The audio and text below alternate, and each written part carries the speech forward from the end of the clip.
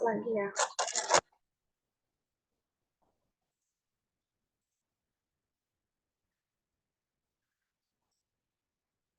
Nah, O-nya itu adalah overview.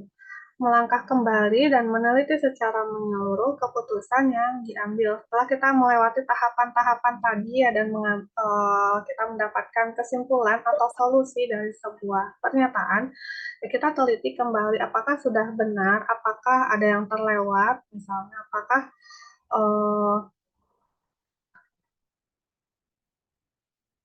valid informasi yang kita simpulkan tadi sesuai dengan masalah yang kita hadapi gitu ya, atau sesuai dengan pertanyaan-pertanyaan yang difokus tadi ya. Tapi kita sudah menjawab semua pertanyaan, tidak ada yang terlewat, itu semua kita harus cek kembali gitu. Biasanya kita sulit ya untuk evaluasi diri sendiri. Jadi kita bisa meminta pendapat orang lain yang berpengalaman juga yang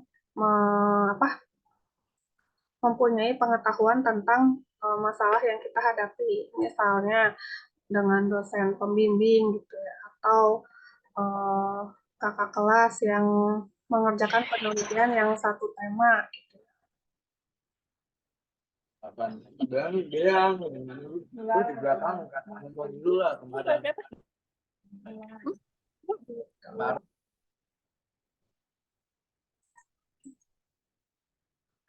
Itu yang menurut Anies tadi 6 dasar dalam berpikir kritis, yaitu this shock.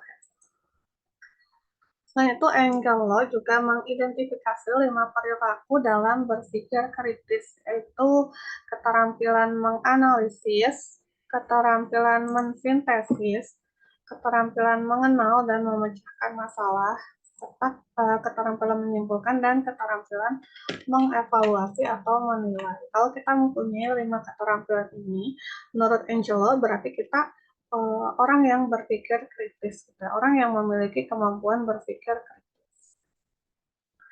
Nah, yang pertama adalah keterampilan menganalisis. Ini adalah suatu keterampilan menguraikan sebuah struktur ke dalam komponen-komponen agar mengetahui pengorganisasian struktur tersebut. Keterampilan tersebut adalah tujuan pokoknya adalah memahami sebuah konsep global dengan cara menguraikan atau merinci konsep global tadi ke dalam bagian-bagian yang lebih kecil dan terperinci.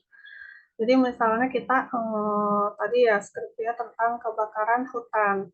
Kita itu kan konsep globalnya gitu, memprediksi kebakaran hutan atau memprediksi misalnya hujan, gitu, prediksi hujan. Itu kan konsep globalnya. Nah, kita harus mempunyai keterampilan menganalisis, yaitu tadi menguraikan menjadi bagian-bagian kecil yang lebih rinci. Misalnya memprediksinya itu dengan cara apa sih? Apakah klasifikasi atau forecasting menggunakan statistik gitu, atau menggunakan algoritma apa? Terus dirinci lagi, misalnya menggunakan algoritma A misalnya. Terus gimana cara mengaplikasikannya? Apakah menggunakan bahasa pemrograman Python, atau menggunakan R, atau menggunakan MATLAB, atau apa gitu ya. Terus dirinci lagi bagaimana cara mengumpulkan datanya, apakah sudah tersedia di BMKG atau misalnya kita kumpulkan sendiri, kayak gitu-gitu. Itu harus dirinci dari konsep global tadi yang kita mau memprediksi curah hujan, kita rinci gitu ya. Kemudian yang kedua adalah keterampilan mensintesis, yaitu keterampilan menggabungkan bagian-bagian menjadi sebuah bentukan atau susunan yang baru. Pertanyaan sintesis menuntut pembaca untuk menyatupadukan semua informasi yang diperoleh dari materi bacaannya, sehingga dapat menciptakan ide-ide baru yang tidak dinyatakan secara eksplisit di bacaannya. Pertanyaan sintesis ini memberi kesempatan untuk berpikir bebas terkontrol. Maksudnya kita kan untuk memprediksi curah hujan tadi ya kita kan membaca berbagai sumber ya. misalnya dari buku atau dari paper atau jurnal gitu ya, atau dari skripsi, dari tesis. Nah, kita harus punya keterampilan mensintesis untuk menggabungkan informasi-informasi dari berbagai sumber tadi. Dari berbagai sumber tadi kita sintesis ya, kita satu padukan sehingga kita bisa menciptakan ide baru yang secara eksplisit tidak ada di bacaannya. Misalnya uh, dari paper A, dia pakai dari paper satu gitu ya, dia pakai algoritma A. Dari paper 2 dia pakai algoritma B. Dari misalnya dari skripsi gitu ya, kita dia pakai algoritma C. Terus kita satu padukan informasinya ya, dan kemudian kita mensintesis dari A, B, C ini algoritma mana yang paling sesuai dengan masalah kita. Kan itu tidak secara eksplisit disebutkan di bacaannya ya. Soalnya B yang paling baik berdasarkan hasil sintesis kita gitu. Itu kan tidak ada di paper 1, 2, 3 itu yang secara eksplisit gitu ya menyatakan bahwa algoritma B adalah paling baik untuk masalah kamu gitu. Kan nggak ada ya. Jadi kita harus bisa mensintesis uh, informasi-informasi yang kita kumpulkan. Atau bisa jadi antara A, B, C ini tidak ada yang sesuai dengan skripsi kita misalnya. Terus kita punya ide baru nih dari algoritma A ternyata ada plus minusnya, dari algoritma B ternyata ada plus minusnya, algoritma C juga ada plus minusnya. Kita ambil misalnya untuk praproses data pakai algoritma A gitu ya untuk praproses. Terus misalnya untuk forecastingnya kita pakai C gitu ya, forecast misalnya. Terus untuk misalnya evaluasi pakai metode B gitu ya, gitu. Jadi kita punya susunan algoritma baru nih dari ABC tadi gitu. Jadi yang menciptakan ide baru. Gitu contohnya ya. Terus yang ketiga, keterampilan mengenal dan memecahkan masalah. Keterampilan ini merupakan keterampilan aplikasi konsep kepada beberapa pengertian baru. Keterampilan ini menuntut pembaca untuk memahami bacaan dengan kritis, sehingga setelah kegiatan membaca selesai, kita mampu menangkap beberapa pikiran pokok bacaan, sehingga mampu mempola sebuah konsep. Jadi bukan hanya asal baca gitu ya, tapi setelah baca kita jadi tahu apa pokok dari bacaannya, terus kita bisa menyimpulkan, mempola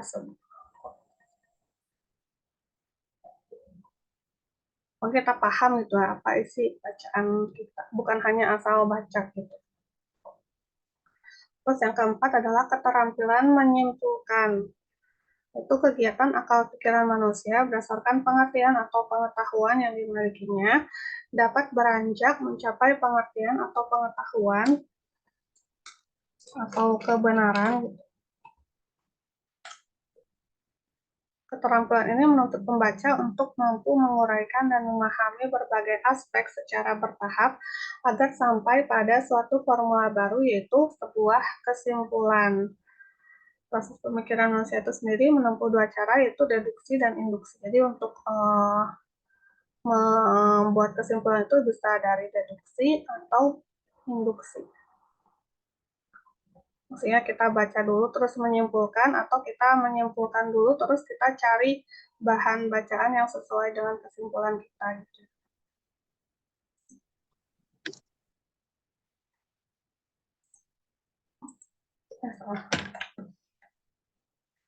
Yang kelima adalah keterampilan mengevaluasi atau menilai. Keterampilan ini menuntut pemikiran yang matang dalam menentukan nilai sesuatu dengan berbagai kriteria yang ada. Keterampilan menilai menghendaki pembaca agar penilaian tentang nilai yang diukur dengan menggunakan standar tertentu.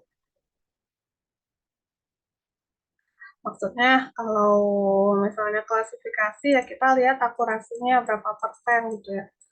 Standarnya berapa, akurasi yang bagus itu misalnya lebih dari 80% gitu ya.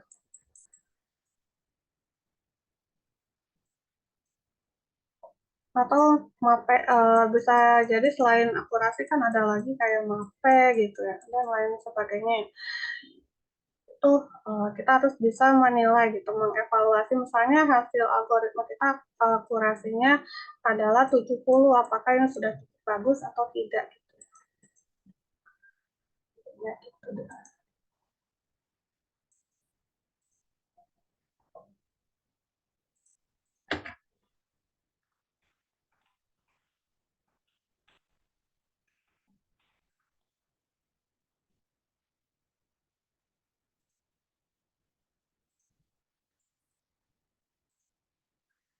Indikator-indikator yang dikemukakan oleh para ahli di atas tadi dapat dilakukan dengan menggunakan Universal Intellectual Standard.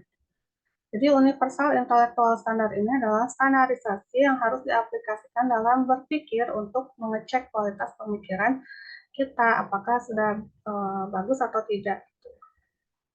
Berpikir kritis selalu mengacu pada standar ini. Jadi keterampilan-keterampilan tadi ya yang fokus, yang Frisco, yang keterampilan ini itu mengacu pada sebuah standar yaitu universal intellectual standard.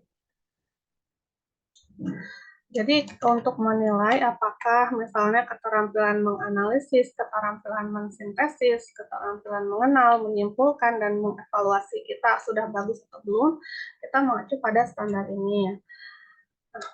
Intelektual standar ini yang pertama adalah clarity atau kejelasan.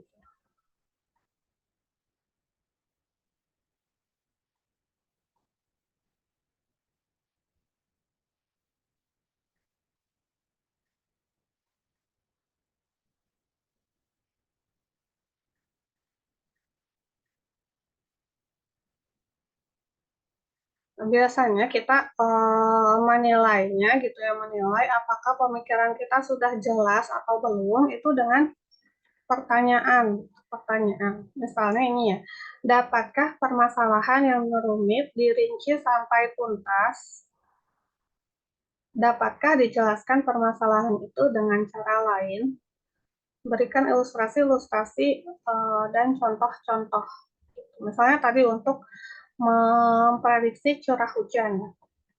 Apakah dapat dirinci sampai tuntas? Misalnya prediksi curah hujan dirinci lagi ya, misalnya dari datanya itu dari tahun 2000 sampai 2023 misalnya ya. Terus udah gitu pakai algoritma B gitu. Terus pakai bahasa pemrograman Python misalnya. Itu dirinci sampai tuntas sampai gimana evaluasinya. Apakah hasil prediksinya itu akurasinya tinggi atau tidak gitu. Bisa nggak dirinci sampai tuntas seperti itu? Terus apakah permasalahan itu bisa dijelaskan dengan cara lain? Misalnya kita nggak perlu melakukan penelitian ini karena misalnya di Google gitu udah ada prediksi cuaca gitu. Contohnya seperti itu gitu. Kalau misalnya bisa dijelaskan dengan cara lain yang sudah ada sebelumnya, ya jangan-jangan kita tidak perlu melakukan ini gitu. Terus kita berikan ilustrasi dan contoh-contoh untuk menjelaskan permasalahan yang kita coba pecahkan gitu ya. Kejelasan adalah fondasi dari standar tadi, universal standar tadi. Kalau pernyataannya tidak jelas, maka kita tidak bisa bedakan apakah pernyataan itu akurat atau tidak, relevan atau tidak. Apabila terdapat pernyataan yang tidak jelas seperti tadi, maka kita tidak akan dapat berbicara apapun sebab kita tidak paham pernyataan tersebut. Jadi kita tidak tahu pernyataannya itu benar atau enggak gitu karena enggak jelas, kita enggak paham gitu.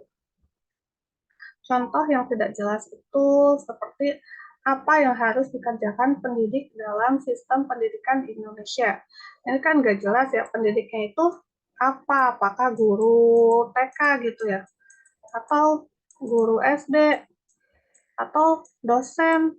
Itu kan nggak jelas ya pendidiknya itu siapa, atau jangan-jangan pendidik di rumah alias orang tua gitu. Terus sistem pendidikan di Indonesia itu apa? Misalnya pendidikan apa, pendidikan anak usia dini atau pendidikan SD atau apa gitu kan, itu nggak jelas gitu ya. Dalam apanya, misalnya dalam ujian nasionalnya perlu diadakan atau tidak atau apa gitu kan, nggak jelas gitu apa maksud dari pernyataan ini. Agar menjadi jelas, pertanyaan itu bisa diubah menjadi apa yang harus dikerjakan oleh dosen. Ini pendidiknya ternyata dosen, gitu. Untuk memastikan bahwa mahasiswanya benar-benar telah mempelajari berbagai keterampilan dan kemampuan untuk membantu berbagai hal supaya mereka berhasil dalam pekerjaannya nanti setelah lulus dan mampu membuat keputusan dalam kehidupan sehari-hari. Jadi sistem pendidikan di Indonesia ini kan terlalu luas gitu ya cakupannya.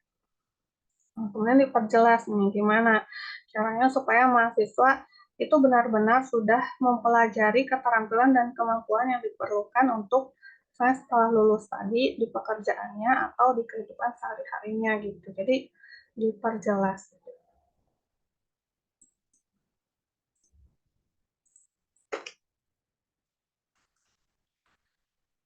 Terus yang kedua adalah akurasi. Kebenaran yang disampaikan dapat dipertanggungjawabkan. Ketelitian atau kesaksamaan sebuah pernyataan dapat ditelusuri melalui pertanyaan ini. Apakah pernyataan itu dapat dipertanggungjawabkan? Kalau iya, berarti ya memenuhi standar akurasi gitu ya. Misalnya sumbernya jelas gitu ya, kredibel. Terus gimana cara mengecek kebenarannya? Misalnya kita mengacu pada penelitian ABC gitu. Kita bisa menyebutkan sumbernya, berarti sudah memenuhi standar ini. Bagaimana menemukan kebenaran tersebut? Misalnya berdasarkan paper A itu dari penelitian gitu, atau berdasarkan hmm, paper B itu melalui survei gitu. Sebuah pernyataan bisa saja jelas, yang ini clarity, tapi tidak akurat. Misalnya, pada umumnya anjing berbobot lebih dari 300 pon, lebih dari 3 kilo misalnya. Ya, ini jelas bahwa anjing gitu ya punya bobot sekian, jelas, tapi tidak akurat. Maksudnya tidak belum tentu dapat dipertanggungjawabkan. Apakah semua anjing lebih dari 300? Bisa jadi ada yang kurang dari. Terus lebih dari 300 itu berapa? 400 atau 500 atau 600 atau berapa gitu ya. Terus berdasarkan apa pernyataan ini? Apakah berdasarkan survei atau lihat anjing tetangga aja gitu ya, atau dari mana gitu, tidak dapat dipertanggungjawabkan sumbernya. Padahal ini udah jelas gitu, pernyataan ini jelas tapi tidak akurat.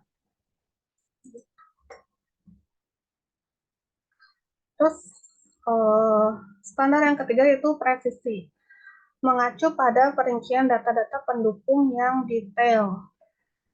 Pernyataan dapat Pertanyaan ini dapat dijadikan panduan untuk mengecek apakah sebuah pernyataan itu presisi atau tidak. Jadi untuk mengetahui standar-standar ini, apakah kita sudah memenuhi standar atau belum, biasanya kita ada pertanyaan-pertanyaannya gitu. Kalau misalnya kita bisa menjawab pertanyaannya, berarti kita sudah memenuhi standar gitu. Apakah pernyataan yang diungkapkan sudah sangat terurai?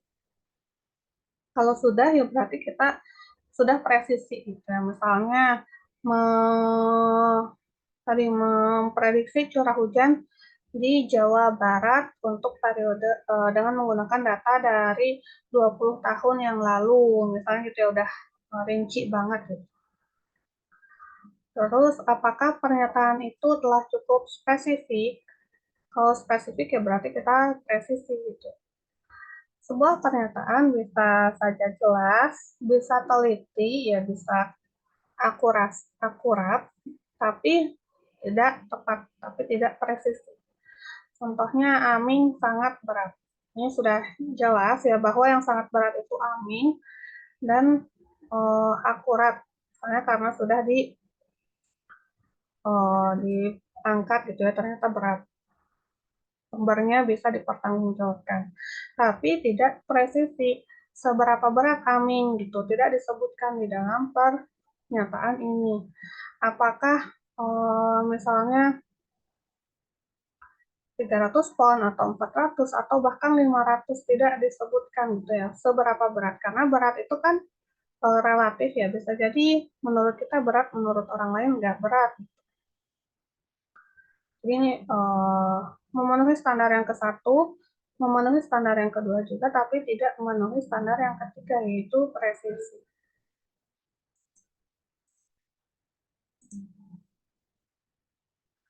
Kemudian standar yang keempat yaitu relevance. Pernyataan dan pertanyaan bisa saja jelas, teliti, dan tepat, tapi belum tentu relevan dengan permasalahan yang kita hadapi. Relevansi bermakna bahwa pernyataan atau jawaban yang dikemukakan berhubungan dengan pertanyaan yang diajukan. Jadi pernyataannya itu berhubungan dengan pertanyaan yang kita ajukan di awal atau permasalahan yang sedang kita hadapi. Penelusuran keterkaitan dapat diungkapkan dengan menggunakan pertanyaan ini. Bagaimana menghubungkan pernyataan atau respon dengan pertanyaan? Apakah pernyataannya sejalan dengan pertanyaan? Gitu. Apakah pertanyaan dapat dijawab dengan pernyataannya? Gitu. Bagaimana hal yang diungkapkan untuk menunjang permasalahan? Apakah sudah relevan dengan permasalahannya atau belum? Gitu. Jangan-jangan kita udah membuat kesimpulan nih, udah jelas, udah memenuhi standar ke-1 ya jelas, terus standar kedua akurat, standar ketiga presisi, ternyata gak relevan dengan penelitian kita, kan ngapain gitu. Yang kelima adalah depth, yaitu dalam. Diartikan sebagai jawaban yang dirumuskan tertuju kepada pernyataan dengan kompleks, pertanyaan dengan kompleks. Nah, apakah permasalahan dalam pertanyaan diuraikan sedemikian rupa gitu ya? Kalau sudah diuraikan, berarti sudah dalam. Apakah telah dihubungkan dengan faktor-faktor yang signifikan terhadap pemecahan masalah? Misalnya untuk memprediksi curah hujan tadi, faktor-faktor yang signifikan apa? Misalnya cuaca gitu ya, kan ada musimannya, musim hujan, musim panas, musim kemarau gitu. Di musim hujan berarti curah hujan tinggi kan, di musim kemarau curah hujan rendah gitu. Atau misalnya ada hujan buatan gitu ya, atau uh, intensitas matahari gitu ya, itu apa aja gitu faktor-faktor yang signifikan terhadap curah hujan. Apakah bisa dihubungkan gitu? Kalau bisa ya berarti pernyataan kita sudah dalam gitu, sudah memenuhi standar yang kelima ini. Ini katakan tidak. Ini sudah jelas bahwa kita mengatakan tidak gitu. Teliti, tepat, relevan misalnya dengan masalah kita, tapi kurang dalam. Biasanya kan katakan tidak ini untuk narkoba gitu kan, tapi bisa jadi bukan kan, misalnya katakan tidak pada seks bebas, itu kan bisa jadi gitu kan. Nah, jadi pernyataan ini bisa ditafsirkan bermacam-macam gitu. Jadi walaupun pernyataan ini sudah jelas, sudah akurat, sudah tepat, sudah relevan, tapi tidak memenuhi standar yang kelima ini. Karena dapat ditafsirkan bermacam-macam gitu. Misalnya katakan tidak pada narkoba, atau katakan tidak pada seks bebas, atau katakan tidak pada apa gitu ya. Macam-macam. Ya, salah. Nah, terus standar yang keenam adalah luas. Kalau tadi dalam, sekarang luas. Keluasan sebuah pernyataan dapat ditelusuri dengan pertanyaan ini. Apakah pernyataan itu telah ditinjau dari berbagai sudut pandang? Kalau sudah, ya berarti kita sudah memenuhi standar yang keenam. Kemudian, apakah memerlukan tinjauan atau teori lain dalam merespon pernyataan yang dirumuskan? Kalau misalnya masih perlu, ya berarti kita kurang gitu ya, kurang luas. Atau kita perlu menurut pandangan siapa gitu. Seperti apakah pernyataan tersebut menurut pakar misalnya.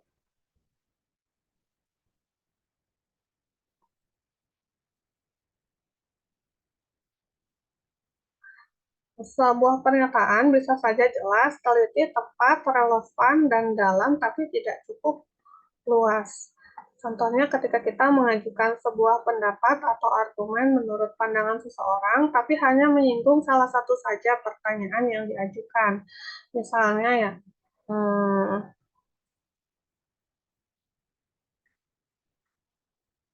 apa ya, saya poligami itu boleh gitu.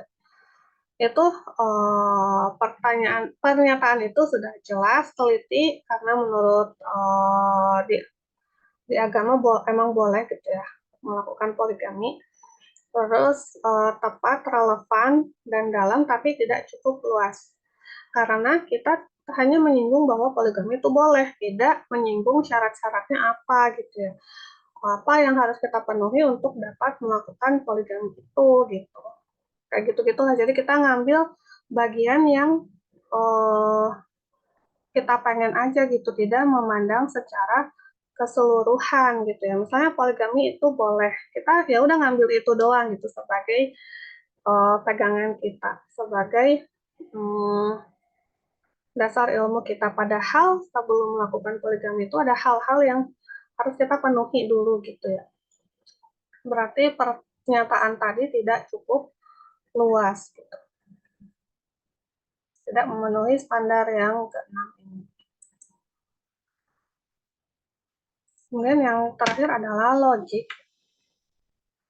Ini berkaitan dengan apakah pengertian telah disusun dengan konsep yang benar gitu ya, apakah masuk akal, apakah sejalan gitu ya antara sumber satu dengan sumber dua,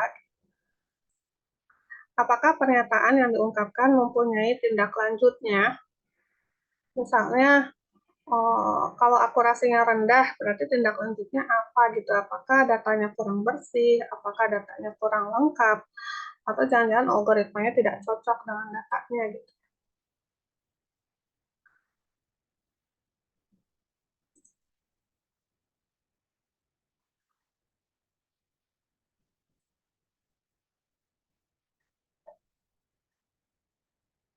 Nah, ketika kita berpikir, kita akan dibawa kepada bermacam-macam pemikiran satu sama lainnya. Orang satu bisa jadi pemikirannya beda dengan orang dua. Gitu.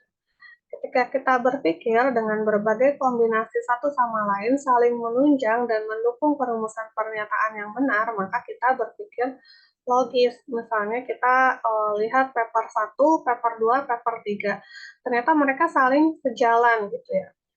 Berarti ya berdasarkan informasi-informasi yang kita kumpulkan ya berarti pernyataan tadi logis gitu karena tidak ada yang bertolak belakang dengan pendapat dari berbagai paper tadi gitu. Kita berpikir dengan berbagai kombinasi satu sama lain tidak saling mendukung atau bertolak belakang, berarti hal tersebut tidak logis. Misalnya kita baca paper A, paper B, paper C, ternyata kesimpulan dari ketiga paper ini bertolak belakang gitu ya. Ini tidak mendukung pendapat satu sama lain ya, berarti uh, informasi yang kita kumpulkan dari ketiga paper ini tidak logis, bisa jadi ada salah satu yang salah gitu ya. Misalnya paper A salah atau paper B salah gitu ya. Sehingga bertolak belakang lah mereka. Atau mungkin ada yang tidak relevan gitu, dengan permasalahan kita gitu. Jadi harus cek lagi gitu kalau bahan bacaan kita saling bertolak belakang gitu. Apakah ada yang salah atau misalnya salah satunya tidak relevan. Misalnya algoritma itu ternyata tidak cocok dengan data kita karena data kita ada musimannya gitu ya. Maksudnya kalau curah hujan kan pasti ada musimannya ya, ada musim hujan, musim kemarau. Terus waktu diplot juga ternyata dia naik, yang kenaikannya itu 6 bulan sekali misalnya. Berarti kalau datanya seperti ini kan algoritmanya beda. Misalnya kalau algoritma ini tidak mendukung data kita ya berarti kita hmm, tidak perlu mempertimbangkan paper B misalnya.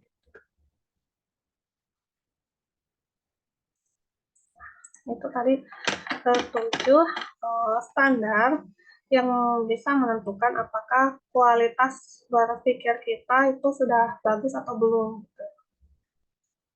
Kalau kita misalnya udah berpikir kritis terus mengambil kesimpulan gitu ya. Terus kesimpulan yang kita buat itu jelas, akurat, presisi, relevan, dalam dan luas, serta logis, berarti kualitas pemikiran kita sudah bagus.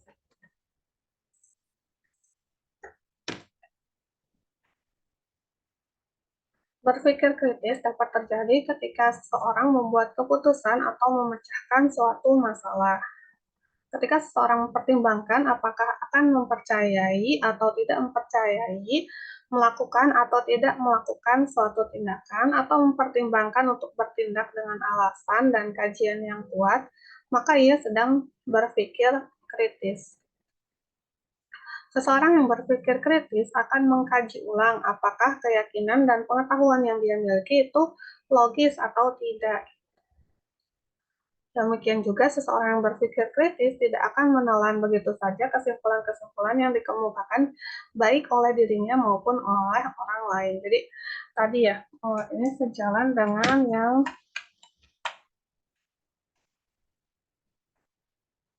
ini, keterampilan mengevaluasi. Jadi kita udah ngumpulin nih informasi, terus udah disimpulkan ya, kita kaji lagi, evaluasi lagi apa memang benar gitu, apa tidak ada yang terlewat, tidak ada yang salah gitu ya.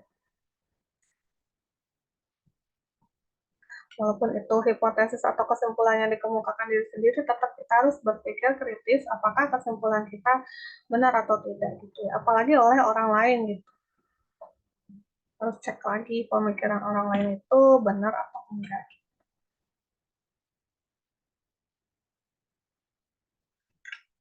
Sampai sini ada yang mau ditanyakan dulu nggak teman-teman?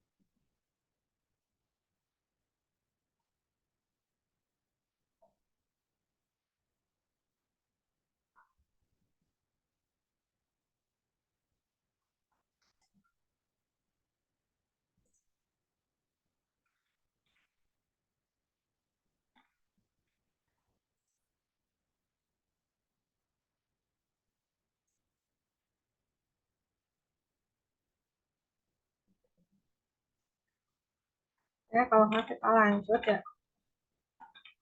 Untuk memenuhi ketujuh standar tadi ya, untuk supaya hasil pemikiran kita itu berkualitas, kita perlu mengikuti langkah-langkah sebagai berikut. Yang pertama yaitu mengenali masalah yang ada. Tahapan pertama yang perlu kita lakukan adalah mengidentifikasi masalah yang ada. Biasanya masalah muncul karena beberapa faktor yang menjadi penyebab, baik itu misalnya psikologis, teman, keluarga, maupun faktor lingkungan yang mempengaruhinya. Ini untuk masalah kita sehari-hari contohnya. Untuk dapat mengidentifikasi sebuah masalah, berarti kita dituntut untuk memahami diri kita. Apa yang menjadi penyebab munculnya masalah?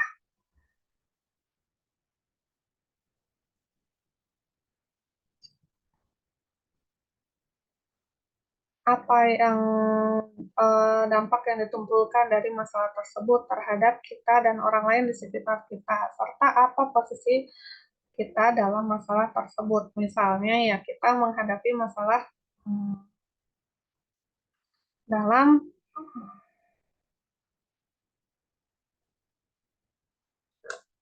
keluarga, misalnya kita misalnya mau kuliah di jurusan A, tapi keluarga pengennya di jurusan B gitu. Kita harus tahu masalah intinya tuh apa. Apakah keinginan kita sesuai dengan kebutuhan, sesuai dengan kemampuan keluarga. Misalnya kita pengen di jurusan kedokteran, ternyata keluarganya nggak mampu gitu untuk membiayai, misalnya kayak gitu ya. Eh, kita harus tahu dulu kenapa pendapat kita itu beda dengan pendapat orang tua kita, apakah masalah biaya atau misalnya cita-cita orang tua yang tidak tercapai gitu ya, atau apa gitu masalah intinya gitu yang menyebabkan kita tidak sependapat. Terus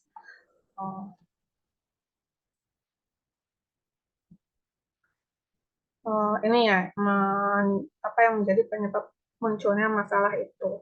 Terus dampaknya apa kalau misalnya kita kekeh pengen ke kedokteran? Eh, Apakah misalnya ekonomi keluarga terguncang gitu ya, atau misalnya orang tua harus bekerja lebih keras untuk pendapatan tambahan, misalnya gitu ya. Serta apa posisi kita dalam masalah tersebut, ya, posisi kita sebagai anak gitu kan ya. Kita harus memahami diri kita, apakah kita mampu gitu kuliah di kedokteran, apakah misalnya kita bisa mencari beasiswa gitu ya untuk membantu biaya, apakah kita misalnya bisa kerja sampingan gitu ya. Pokoknya kita mengenali masalah yang kita hadapi sekarang itu apa penyebabnya, terus kemampuan kita seperti apa gitu ya, posisi kita dalam masalah tersebut apa, apakah sebagai pengambil keputusan atau misalnya sebagai bawahan yang harus nurut ke atasan gitu kan. Pindah ke Zoom yang selanjutnya ya.